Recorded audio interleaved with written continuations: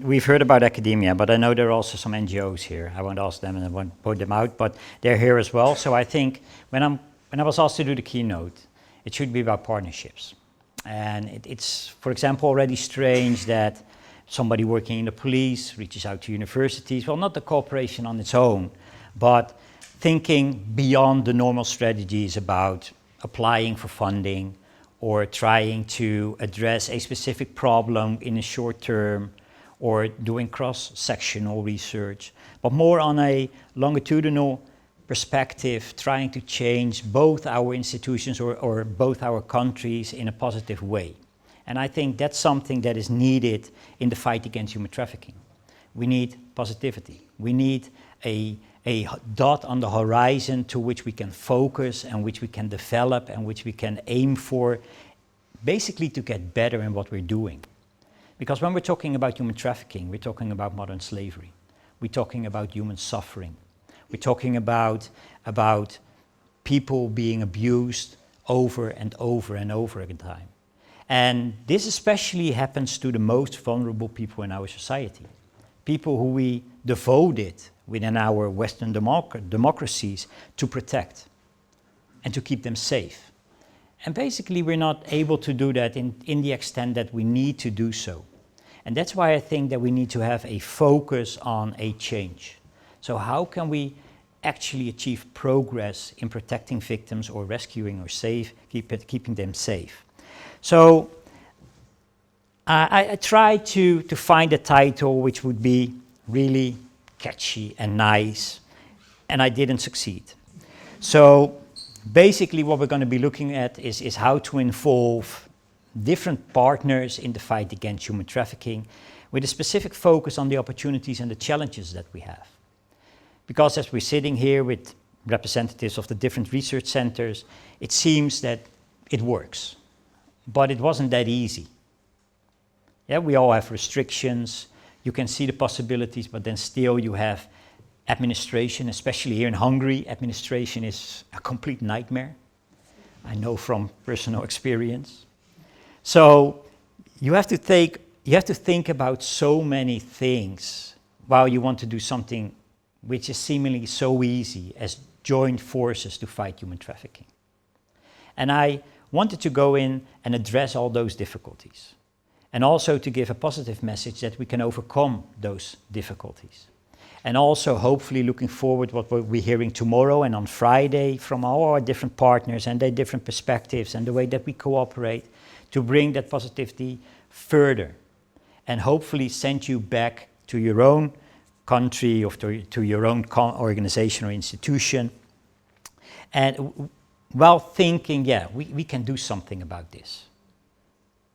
And it's not necessarily with us, with the Dutch or with the police, but just think about the partnerships that are in hand, which are possible.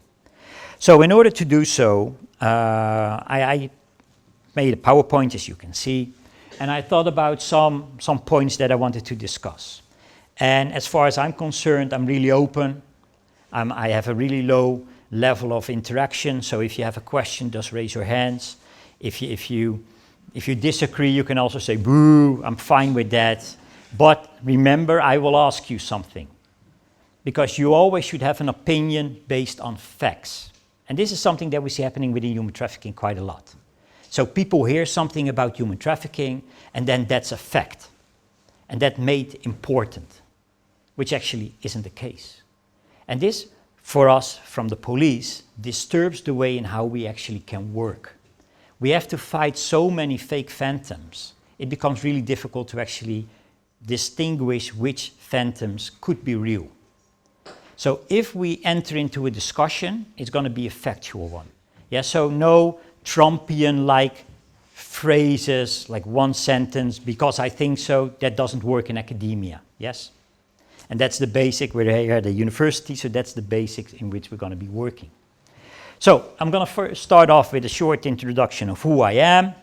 Then we're going to be looking at the topic of human trafficking, as far as you don't already know, of course.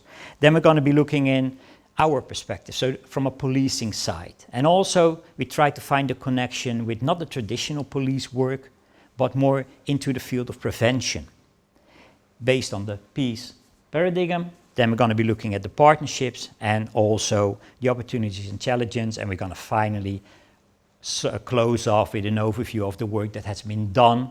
And also I would like to ask you to already think about the next steps, because that's something that we're going to be developing over the next couple of days. We're going to be trying to find new ways forward. So that's really important to bear in mind. And then again, I will address you with some questions and get back to you to find new information on that part as well. It's always tricky with cameras and sound and everything. So let me first get a short introduction of who I am.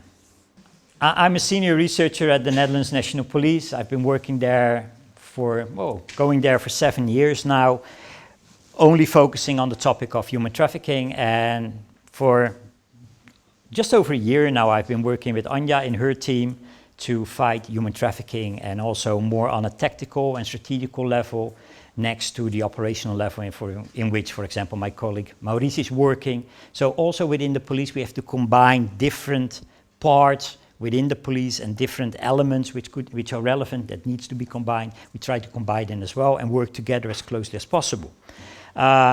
This is my second year as a visiting professor with an interleap of 1 year here at the University of Pécs, Faculty of Law. So thank you very much for all your efforts in that, Agustin. Very happy to be here once again. And I'm also a committee member on the Serious Crimes Compensation Fund of the Netherlands Ministry of Justice, in which we try to give recognition to victims of serious crimes and also try to give them a financial recognition for their suffering, and that's all done out of the government. And I know that each European country should have a similar fund, but I also know that this doesn't work similar in each country.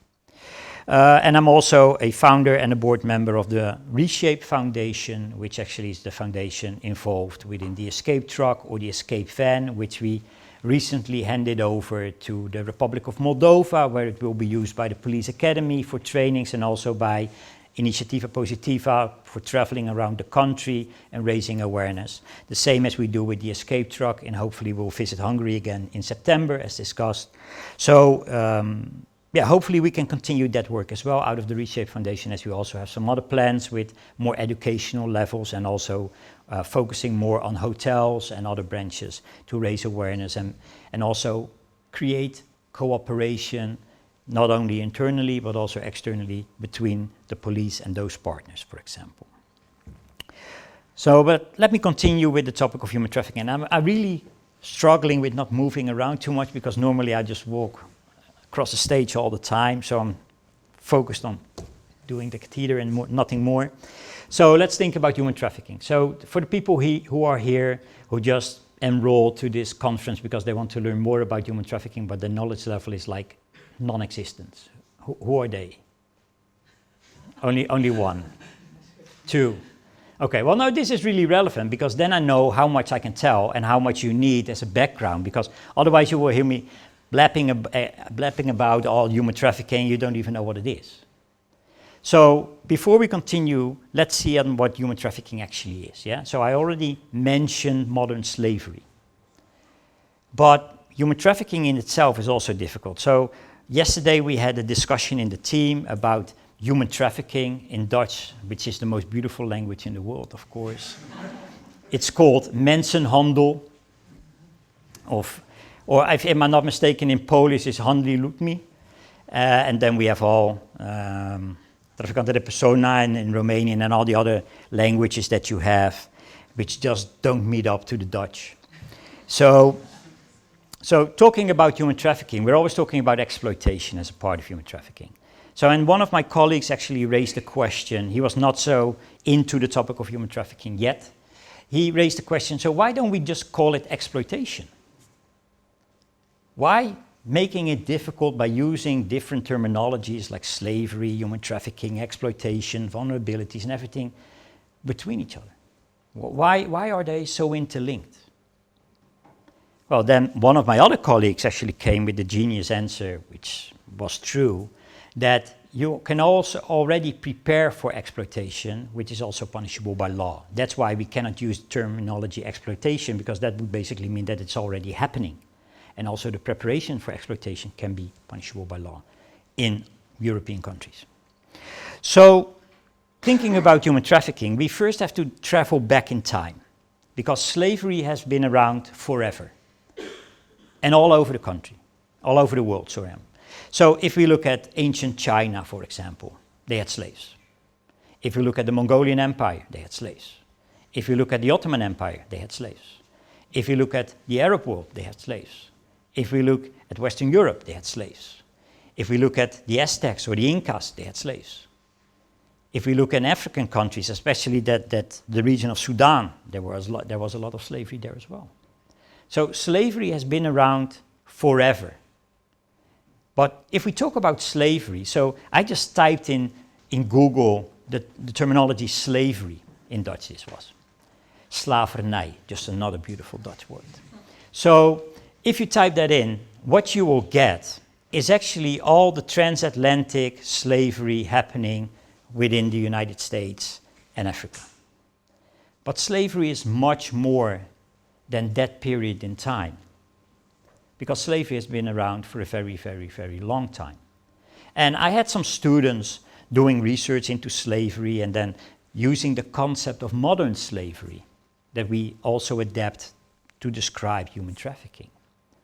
And I found that they were always focusing on that type of slavery as being representative for everything happening, and then saying, well, this is not happening anymore, so is there still slavery? Well, actually there is. For us, in Europe, it became less visible, especially if you don't want to learn about it, and if you don't know where to look. But as we are here, we're all affected by slavery at some level. We all want to buy cheap goods. We all want to contribute to the electrification of society, for example. And those are all elements which are linked in the supply chain to human trafficking. But we don't witness that part of human trafficking. We don't witness the suffering. So basically we don't care. And we should care. And that's an important element. So by looking into slavery, we have to go back to more recent times, and we have to go to the period that we found an international definition. And the international definition was basically established in the UN Protocol to prevent, suppress, and punish trafficking in persons, especially women and children, supplementing the United Nations Convention against Transnational Organized Crime of 2000. Some important issues within just this little title of that agreement, of that treaty. Knowingly, it's part of transnational organized crime. So it has a cross-border element, which could be really relevant, because in many European countries, for example, this crossing border element was a part of the criminal code. And therefore, it was necessary that somebody, a victim or a perpetrator or something, happened crossing a border. Which of course wasn't always the case, because we also have domestic trafficking and domestic exploitation. And you can see especially women and children. Well, this definition came forward out of earlier treaties focusing only, for example, on white women. Because after the abolishment of slavery in the 1800s, we saw that slavery came up again by victimizing white Western European women. And that was the moment that there was international attention for slavery. Because when we're talking about slavery, we're always thinking of people of Africa being exploited in the United States or in the Caribbean. And now these were just women out of the UK, Belgium, the Netherlands, who were taken abroad and were being exploited. This was unheard of, and we needed to act. And that basically was the start of a long development towards the system and the definition that we have now, established in 2000. And then, of course, Europe couldn't lag behind. So also the European Union came with a definition which was quite similar to the one of the United Nations, and they did so in 2011. Well, to make it very clear and short for those unfamiliar with human trafficking, basically what it constitutes out of are 3 elements and 2 components. So in order to talk about human trafficking, you need to have an act, you have to determine the means, and the purpose should always be there. Well, let's start with the purpose. What's the purpose of human trafficking? Don't read, you just know it.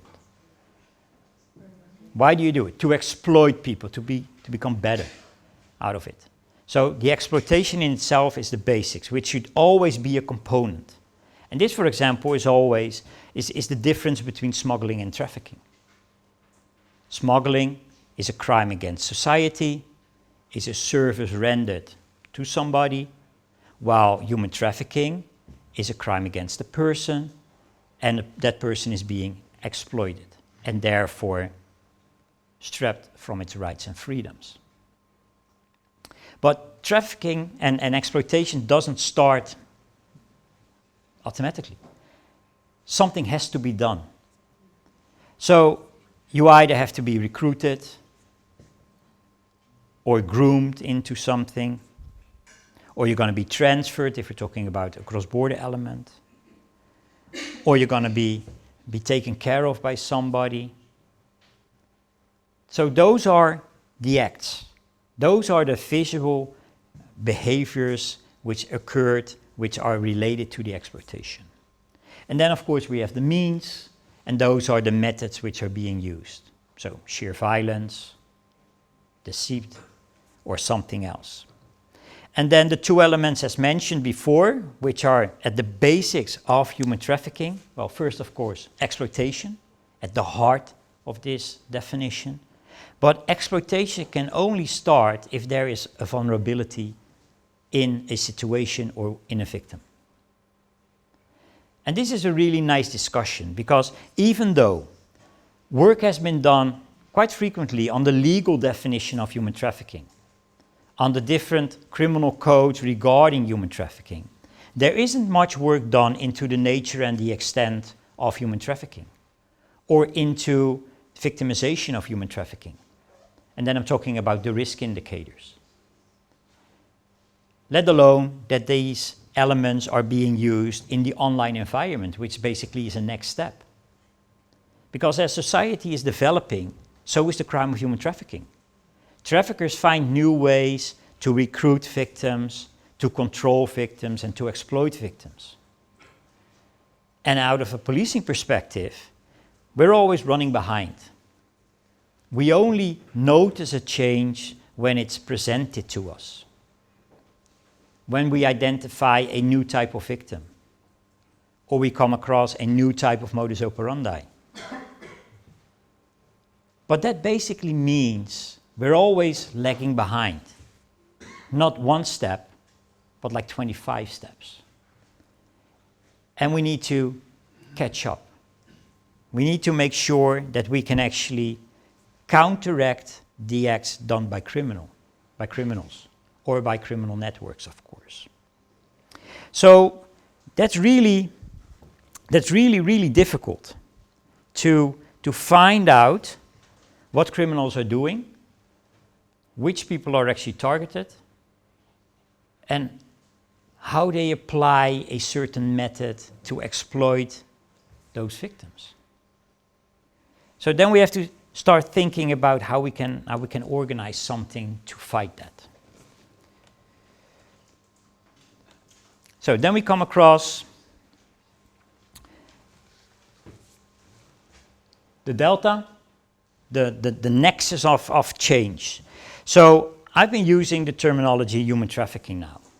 But if we're going to be looking at what human trafficking actually is, and we're going to be looking at the definition, it's just a description of those 3 elements and 2 components, not saying anything. But if we're going to be looking into it in practice, then we see a lot more. So we see, for example, sexual exploitation. But that's still quite vague, because what's sexual exploitation? How does it occur? Well, if I would ask you, probably the first answer would be prostitution. Yeah, of course. Forced prostitution. And then we have the next step, because prostitution comes in many shapes and sizes. We have brothels, we have hotels, escorts, we have on-street prostitution. We have all different types of prostitution happening there. And we can actually assess the level of vulnerability of the women working in prostitution in different types, and also assess whether or not they could be a victim of human trafficking.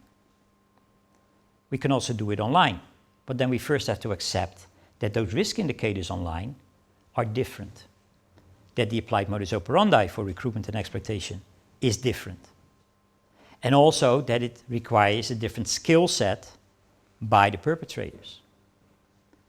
And this is a nice link to engaging in partnerships.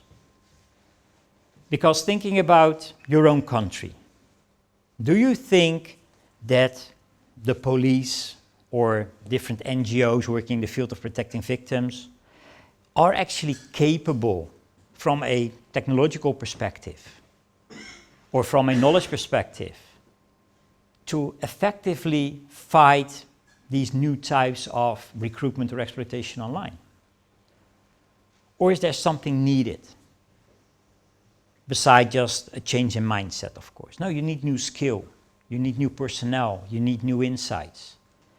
But for organizations, especially within the police, and we were discussing this on the way in, it's really difficult to get people in within a certain time frame, and also to keep them on the same position in which they can be valued the most.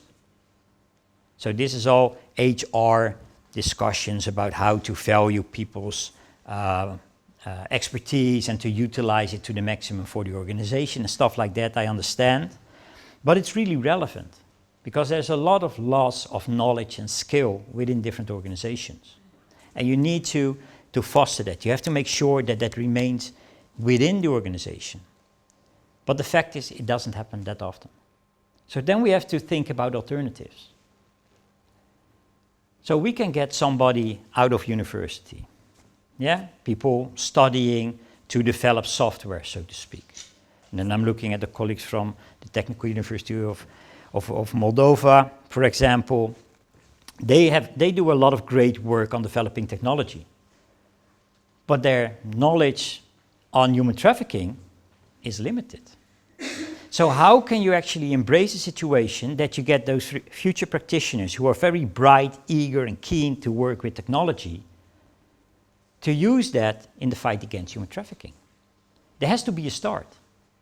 There has to be a mutual benefit in order to let those separate worlds, or seemingly separate worlds, come together. And I think that goes for each and every one of your backgrounds. So Susanna said, my background is in psychology. I'm in criminology, for example. Agostons is in law. And still we can have a proper discussion on human trafficking, only from a different perspective.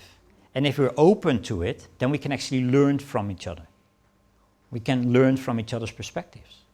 And these are quite seemingly and obvious backgrounds, yeah?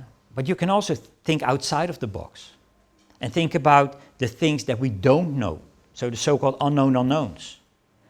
What are the things that could actually help us in the fight against human trafficking? And especially within the field of technology, the development of technology, but also the skill set on knowing how the online world works. And I'm not even talking about the deep web and the dark web as part of the deep web. I'm just talking about the surface web, yeah? So the thing that we all use, the Google. We also still need more skill set on that as well. So sexual exploitation is one part, but then we also have labor exploitation, as Bart mentioned. And also labor exploitation can happen in many different ways. And besides that, we also started out with forced begging, which has evolved into criminal exploitation to a certain level. And then, of course, we have trafficking in organs. All different types of crimes, seemingly unconnected, except for the part that their victims are being exploited. And this makes it really difficult, especially from a policing perspective. Because when we're talking about human trafficking, we always have this specific vision on what human trafficking is. But in practice, victims of labor exploitation usually have nothing in common, except maybe one or two vulnerabilities, than victims of sexual exploitation. They're different. The human traffickers are a different type of criminal. And also the applied modus operandi is different. But what they have in common, for example, is that they both use the internet to get in contact with possible victims. So when we're talking about human trafficking, we're talking about different types of crimes which are only connected by small elements, as if we were assessing criminal networks, so to speak. Because is anybody working here on criminal networks within human trafficking by any chance? No? You're missing out on so much. Yeah. So if you're thinking about criminal networks, yeah, we're always thinking about the Cosa Nostra, Totorina, with Capo di Tutti Capi and everything else. That's nonsense. Yeah, that doesn't happen that often in Europe anymore, and if it happens, it's in Italy, because it's part of society itself. Sorry, is somebody from Italy here? I'm not trying to offend anybody, sorry. You're not part of the mafia, yeah, you're not making, okay. No, but if you're going to be looking at networks, then you can see that networks are built up of many different actors working together. So they all have different type of relations. Some are interconnected with everybody, some are only flawed by anything. But we can also see that these networks are not always cooperating in the same level, and they don't have the same modus operandi. So we have seemingly separate networks of different sizes, of different backgrounds and different relations and stuff like that. And all of a sudden we see connections between them. But those connections are usually made by a single entity, not working within any of those networks. But this part is really relevant, because this gives us some identification and a bridge between those networks. And what we see here is basically a facilitator on a local level. And that's really interesting, because you have a lot of human trafficking networks around. You still have a lot of human traffickers and a lot of victims with all different modus operandi. But they all have one thing in common, as mentioned in the definition, yeah, on transnational organized crime. They're all criminals. And what do criminals want? Organized crime is known because of, what's the difference between terrorism and organized criminals? They want money. They want money, nothing more. They're in it for the money. And maybe if there's a power rush there as well, that's nice, but mostly it's money. So they need to launder their money to use it. They need to invest it. They need to distribute it. They need to make it applicable for them to spend as well. And that's where they need other persons. Because as mentioned before, it's not the old traditional network which has everything, bankers and everything included. No, there are networks, depending on others. So while we're still focusing on victims, human traffickers, maybe a network here or a network there, our best efforts could also be focusing on the facilitators. But in order to visualize those facilitators, we need external information. We need people who can raise barriers to identify those intermediates, those brokers, so to speak. And therefore we need other organizations. We need partners who can actually help us with that. Well, as if that wasn't difficult enough, the EU Council also decided to expand human trafficking with 3 new types of crimes. So the exploitation of surrogacy, forced marriage and illegal adoption. Well, as a police officer, I'm quite worried about this, because I really wouldn't know at what stage this would be relevant for the police to intervene in. Because how do we get information about illegal adoption? Or a forced marriage? It's not up to us to raise a barrier for identification or detection. It's up to others to do so. But we have to prepare, and therefore we need to cooperate with others. We need to reach out to those organizations and institutions who can actually, or who hold a position of possible identification of exploitation within these situations. Some can be public, but some can also be private. And that's a thing that we have to be looking into. So how can we actually tackle human trafficking in any type at a very early stage, because out of the European Union, our assignment is to protect victims and to limit the time of exploitation itself. So let's go one step further and let's have a look into policing and prevention.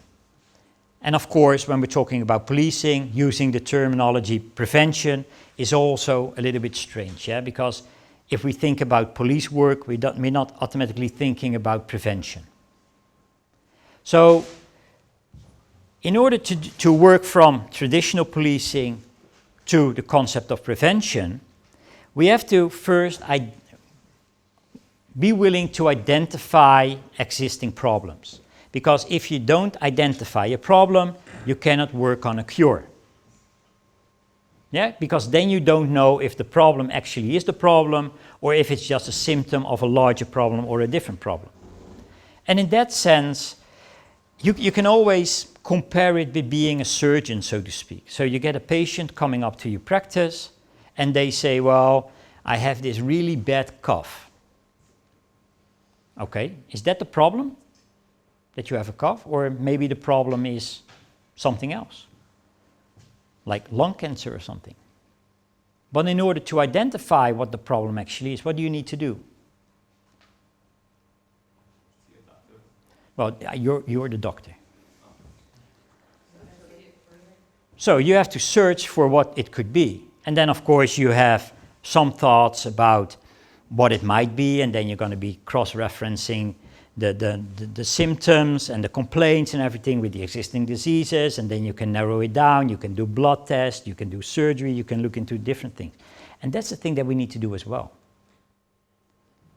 We need to go more thoroughly into what's actually missing in the work that we can actually apply.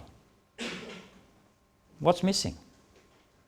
And you could mention a lot of things, and each country has their own issues. Because I know that I'm standing here as a representative of the Netherlands National Police, and I cannot say anything about the Hungarian police, because they're in a completely different situation. But by just knowing or accepting the fact that there are problems limiting our possibilities, we should actually work with them. We cannot ignore them anymore. We have to look into them. So, our way of finding information, up until recently, has been very reactive. We wait for signals to come to us. And then we developed a system in which we can more easily access and analyze those signals, those types of data, which can be information and can be used as intelligence in due time. And you know the different steps between data, information, and intelligence for those not working in the intel world? No? I have to go back a whole way. So you have data. Yeah, data is basically a single element of information. So data combined gives you an overview which is information. And then validated information by one or more sources, usually more, makes it intelligence, and intelligence can be used actually in policing. So then you go over to an intelligence-led style of policing. So you basically do something which is validated on knowledge or evidence. And this already changes it a little bit, because if you build an intel position and you can disclose several sources of information, not only out of police statistics or online police or street police work or online police work, but also from other organizations, you will really get a nice position of what's going on. And this is where academia comes in. Because other than policing, academia has opportunities to more easily engage in cooperation with others, to set up research which can be validated, which can give validated outcome, which also can be used by the police. But academia, in lesser extent, is also not burdened or limited as such as the police is, for example, with privacy legislation, or with getting getting information from possible victims, or continuing following victims to identify, in this case, for example, the prostitution carousel that they're moving around in and being exploited within. Because within academia, you need ethical approval, which is different than the legal limitation of identifying a victim, having to intervene. Because then you only get that small piece of information which you can use, and not combined with any type of other information, it's unusable. You cannot use it in any sense. So you have to rethink about what you can do and become more proactive in your policing style. But then we also have conceptual difficulties, as just explained. Human trafficking as a basic concept is difficult. Yeah, there are different types of crime with different perpetrators, different victims, and different modus operandi, which are all taken down in one specific element. And then we also have convergence issues. I mentioned this yesterday in the meeting as well. So human trafficking is always part of something else. Within the police, for example, within our unit, it's combined with migration crime. But if you're going to be looking at a country level, it's part of subversive crime, next to drug trafficking, for example. And then in other countries, you will have a different connection. But it's never or rarely only human trafficking. It's always something else. And I wonder why. It seems like human trafficking is not enough, even with Europol. Europol discussing now if they should delete human trafficking as one of the prioritized types of crime, because other types of crime has become bigger. And I won't say that the other types of crime are not relevant or of importance or anything else, but I'm quite sure that if we're going to be looking at environmental crime, which will take over for human trafficking within Europol, if we really start looking at human trafficking, there's more human trafficking than environmental crimes. But the problem is, we don't gather enough information on human trafficking. And for those working on the topic of human trafficking, you will probably see the Netherlands coming by in many examples of having a very high number of human trafficking victims and a high level of human trafficking within the country, which is logical, as within the Netherlands we register everything. So we show it in the data. Other countries, they don't register. So it isn't a big issue.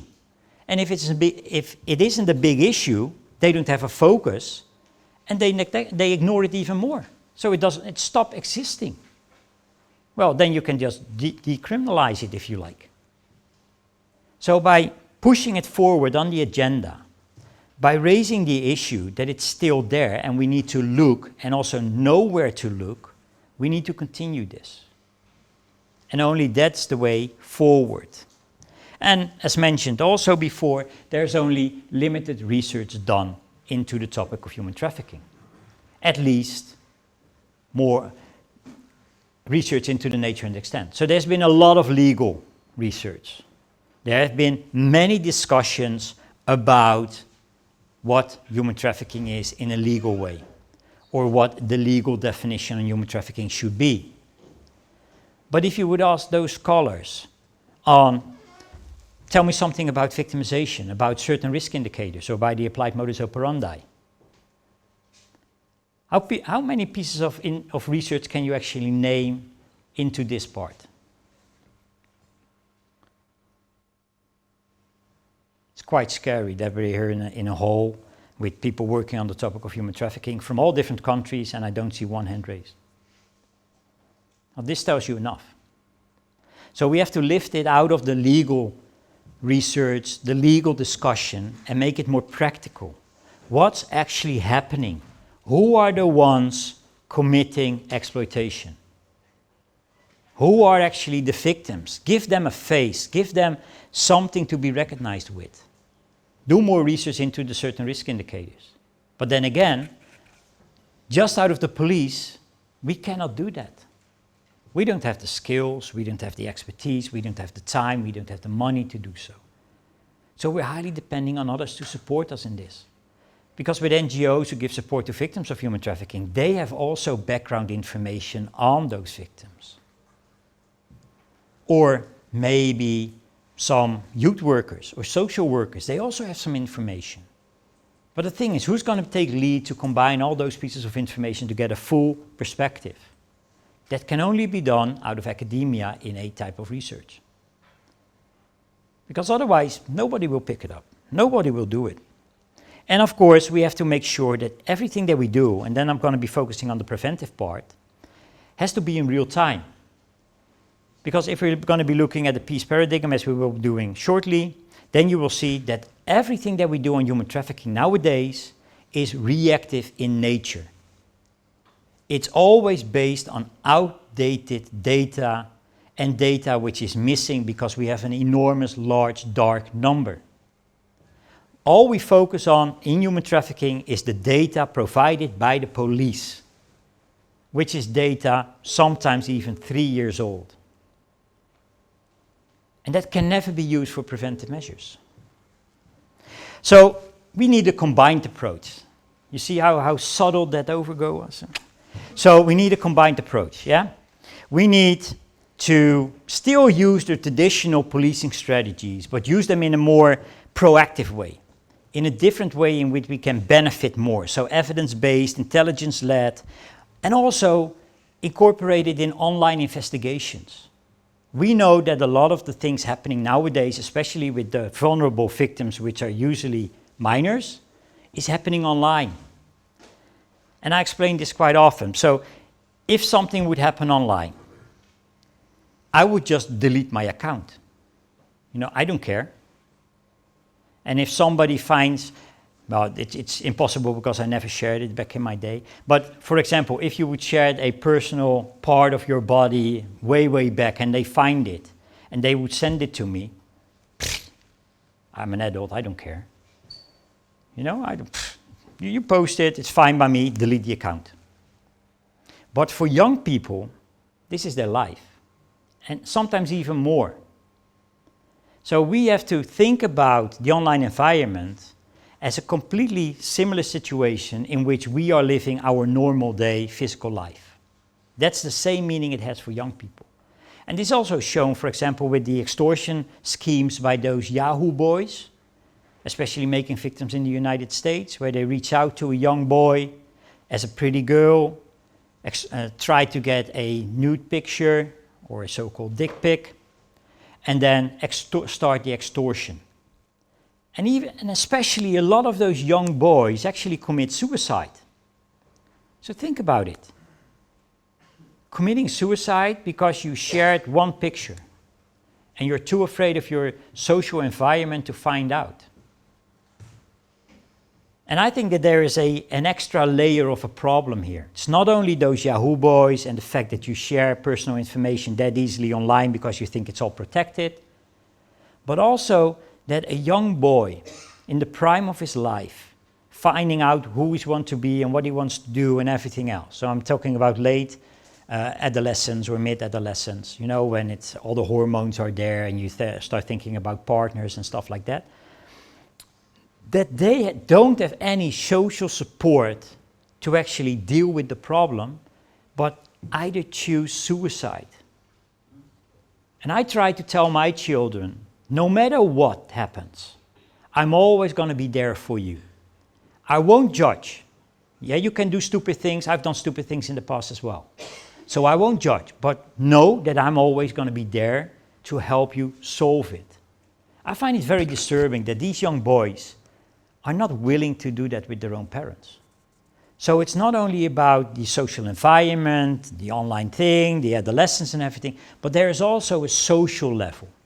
And that's something that you see happening in different countries. So, for example, in the Netherlands, there's an increasing lack of social control and a different relationship between parents and children, which creates new vulnerabilities for children and new possibilities for exploiters to abuse.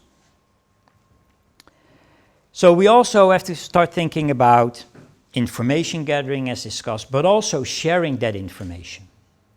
Because why would you hoard all the information if you just cannot use it? Why not share it with other organizations so that we can actually benefit out of the data? For example, think about financial money flow information.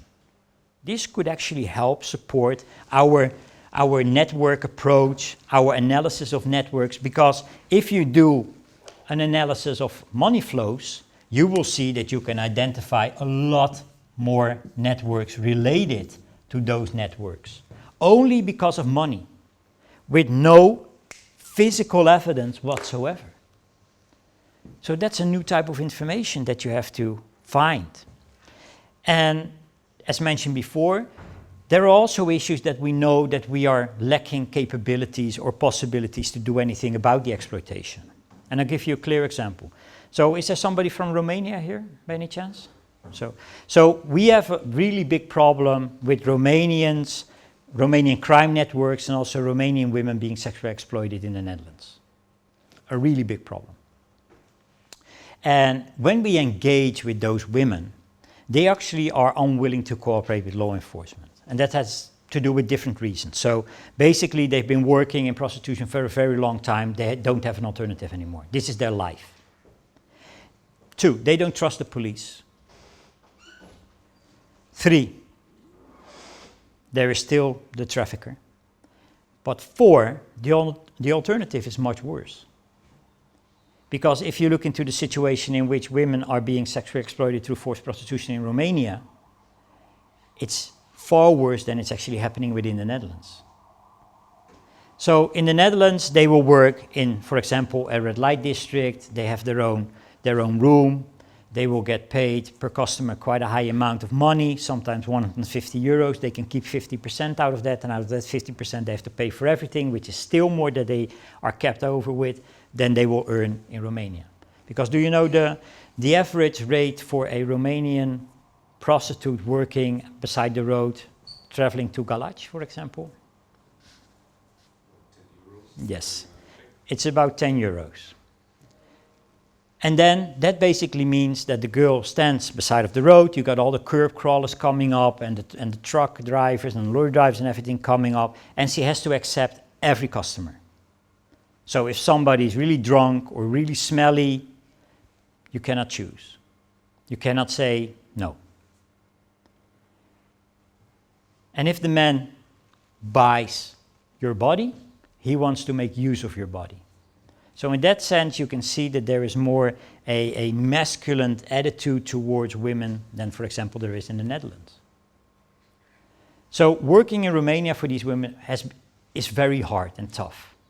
Then if you come to the Netherlands and you get more freedom, or at least the autonomy of freedom, and you get the possibility to decide which customers you like and you don't like, and you can manipulate the circumstances, because in comparison to what we usually think, in the Netherlands, prostitutes have quite a lot of power over the situation, so they control the situation, so that can be used by those women as well. So if we come up to them and we say, well, according to our legal system, you're a victim of human trafficking. You're entitled to freedom, to much more money, and a choice to work as a prostitute, etc., etc. What's their alternative? Because we also have to accept that the fact is there that there is an enormous stigma on prostitution. Yeah, if you work in prostitution for a long time, it's really difficult to exit prostitution. So probably if we try to take them out of prostitution, the only alternative is to continue working in prostitution. But we also try to refer them back to Romania. And in many cases, we also see that the exploitation started within their own social surroundings in which we refer them back to. So they probably end up working in prostitution again in Romania in the circumstances just described, which are far worse than they were in the Netherlands. So that's why they don't want to cooperate. So in order to become more effective and protect the victims more efficiently, we need to move forward. We need to move to the forefront. So we have to go to the countries of origin or transit to stop the exploitation at that part. Preferably through preventive programs, so the exploitation will never start, because they can recognize certain patterns of recruitment. For example, online, through social media or gaming platforms. So they can spot the specific malicious way in how recruiters work. And they can say no. That's how you avoid victimization from happening. And for those who fall victim to human trafficking, we have to make sure that we are there to limit the time of exploitation to an absolute minimum. And of course, we're focusing on public-private and public-public partnerships, all based on the concept of the peace paradigm, of course, prevention, protection, prosecution, and the partnerships, which we will continue on later on. But the problem being with all these three especially, is that they are reactive in nature. Even prevention, as mentioned, is based on outdated data, on old data which is no longer applicable. So if we design a preventive program on a certain type of victim, which comes back validated out of police data from 3 years back, those victims are no longer there. So the entire preventive program is useless. And also, of course, protection only happens when we've identified the victim, because then you can protect somebody. But we can also become more proactive and make sure that possible victims are already protected online by putting up certain thresholds and barriers for others to uphold, so victims cannot become victims. Possible victims cannot become victims. And of course, prosecution is always reactive in nature, which we need to take into consideration. And these were the original 3 P's in the approach to fight human trafficking. Yeah?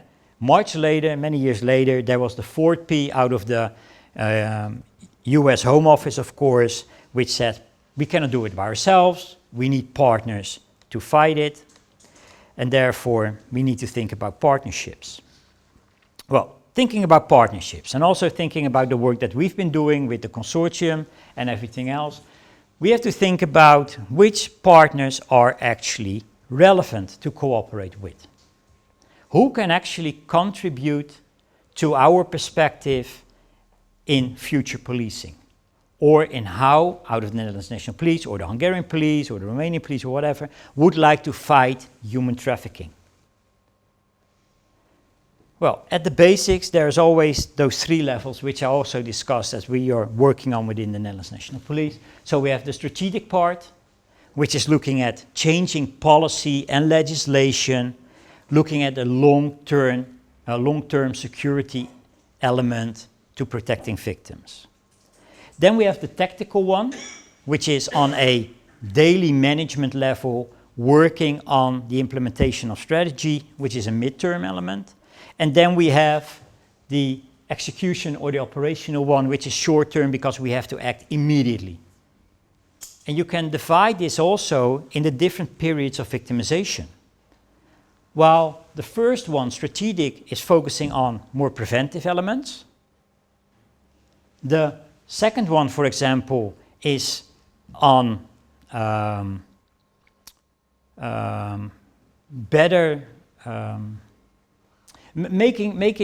making people more resilient, so they won't fall victim that easy. And the third one actually is when a person is already a victim, we have to intervene immediately. So that's how we can divide the relevance of different partners, and we can also decide in what stage they can be applied within the process and can be utilized to the maximum. And this can be divided on all different topics. And I've mentioned banks, for example. So you all heard of the Financial Intelligence Unit. I know you have one here in Hungary as well. I've been there. So we also have one in the Netherlands, and they support the police, for example, with the financial information, with the financial data which they got provided by the banks. And banks are seemingly forced to do so, because otherwise they will get enormous fines. So they share certain transactions which they think are off, which are suspicious. And the FIU will analyze those transactions to see if there are any relations to any types of crime. So not only human trafficking, but also financing of terrorism, fraud, and etc. So the FIU, through the FIU, banks are really relevant, and they have proven their value and their worth. It's still not that they have an intrinsic motivation to fight human trafficking, but basically we created such a skill that the cons don't outweigh the pros, or vice versa, the way you want to see it as well, of course. But the fines are usually higher than the efforts they have to invest to actually uphold the standard that we desire from them. And the question is, can we just apply this differently as well? So who could be relevant partners on those different levels? Well, thinking about the online world, don't you think that maybe, for example, gaming platforms could play a relevant role in also taking lead in protecting the users from recruitment online?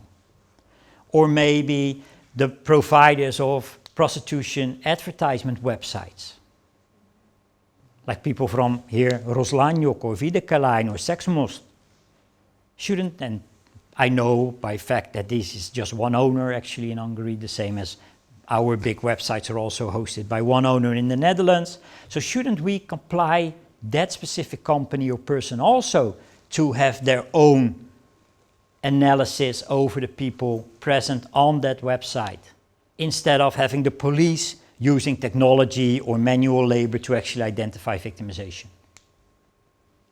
So the question is, who should take responsibility and whose task actually is it to step up at what certain period in time?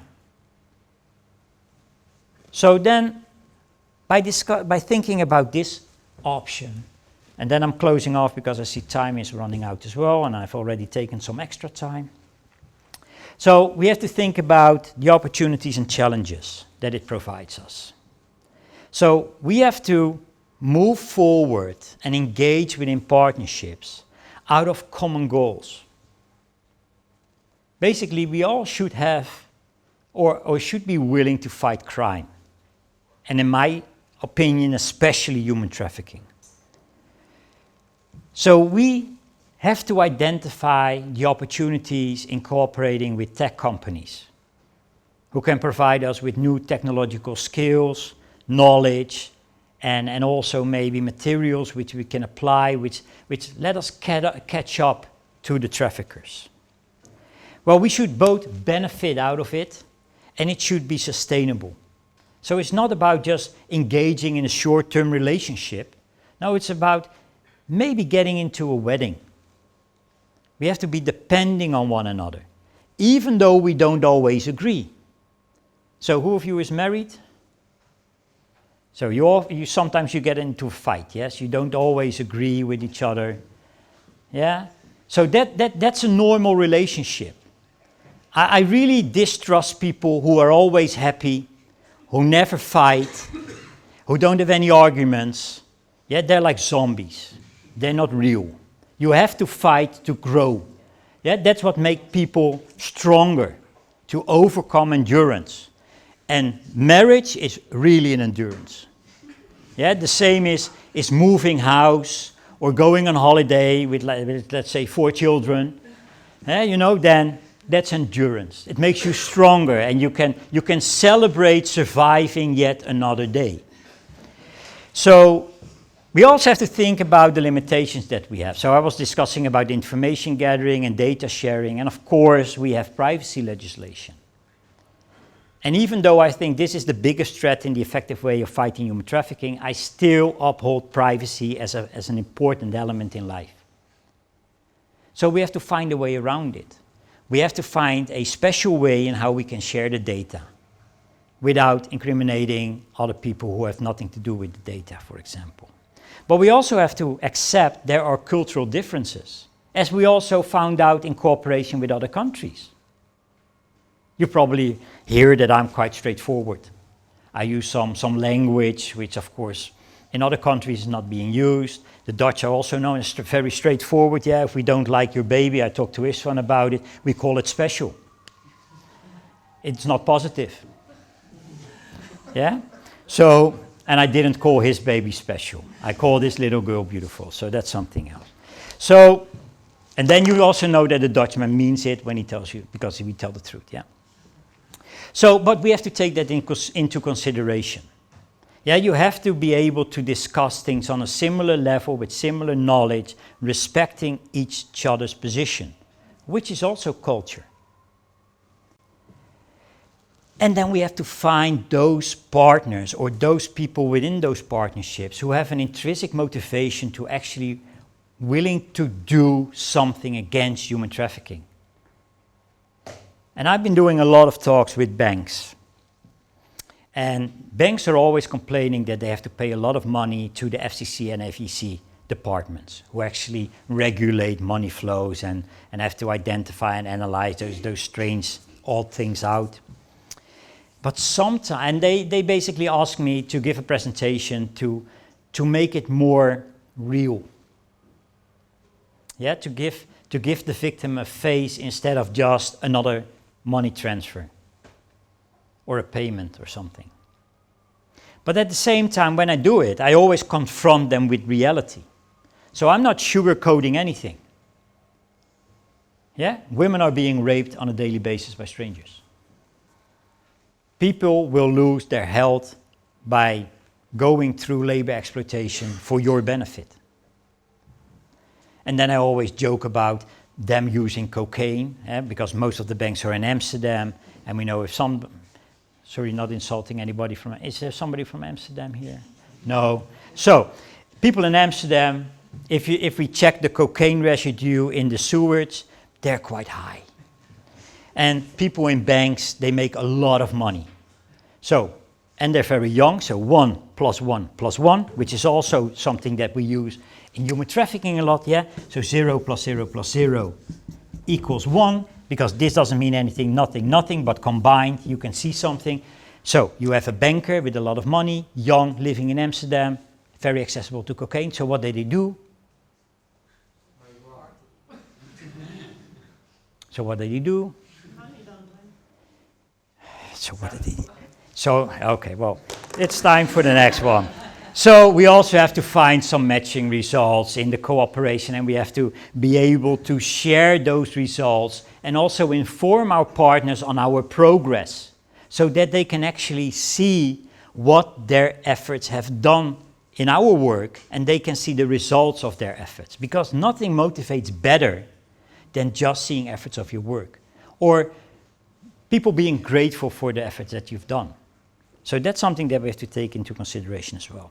Well, then the closing slide for now is our cooperation with academia, which we established around 5 years ago, starting with the University of Pécs. And for me, that was quite an easy opening. Yeah, I've known Agoston since 2008, 7, something like that, so a long time. First meeting in Rotterdam, I think, under the Erasmus Bridge at a restaurant. Pouring rain, of course, as always. So, and I felt an instant connection. Yeah, we were both seated at the end of the table as if we were nothing. And that really was nice. And then we've been in contact ever since. We've cooperated on many projects and everything else. So for me, it was a logical one to think about Hungary and think about the partner that I've been working with in the past as well. And I think we really got to an agreement quite easily. And then the administrative nightmare started. Because Hungary is well known for the nightmare of administration.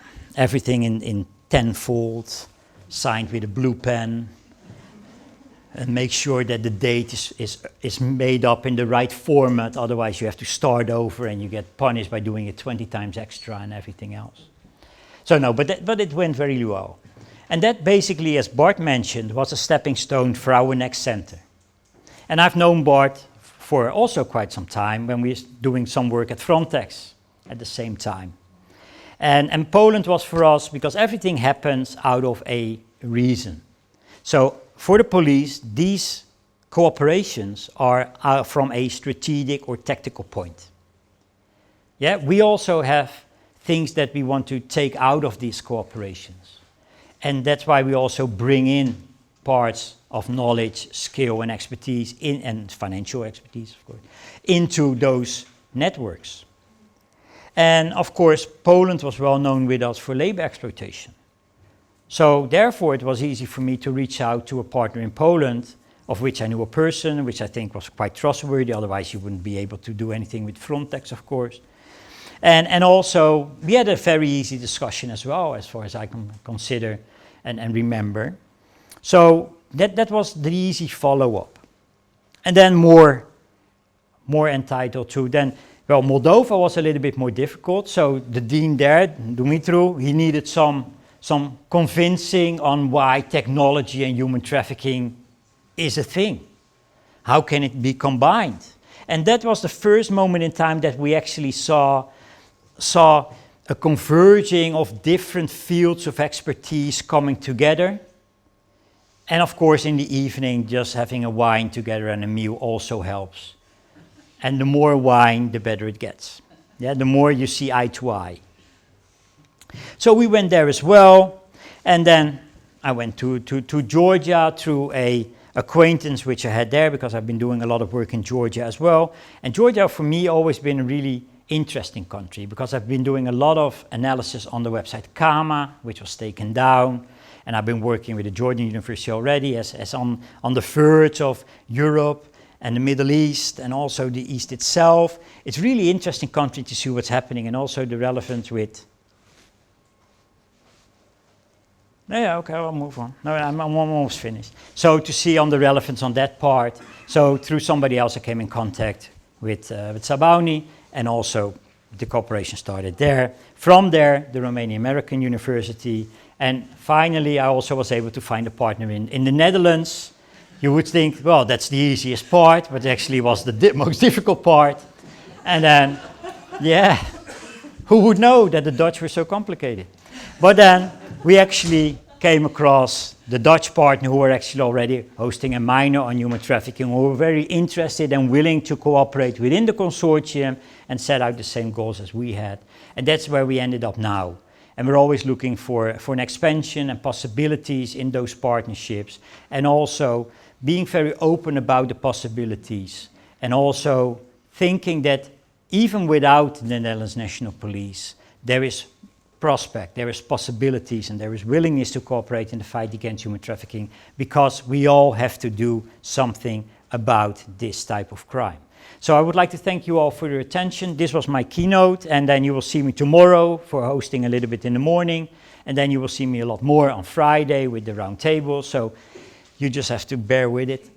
And then I hope you will have an inspiring couple of days. And if you have any questions, I'll be here the entire conference, so you can always ask me some questions. And as mentioned before, I'm quite easily accessible, so don't be ashamed. You can ask me anything on the field of human trafficking. Yeah, I'm not a doctor. I don't know if you have a cough or something, just human trafficking. So thank you very much, and I wish you all a nice afternoon, and I hopefully see you tomorrow. Thank you.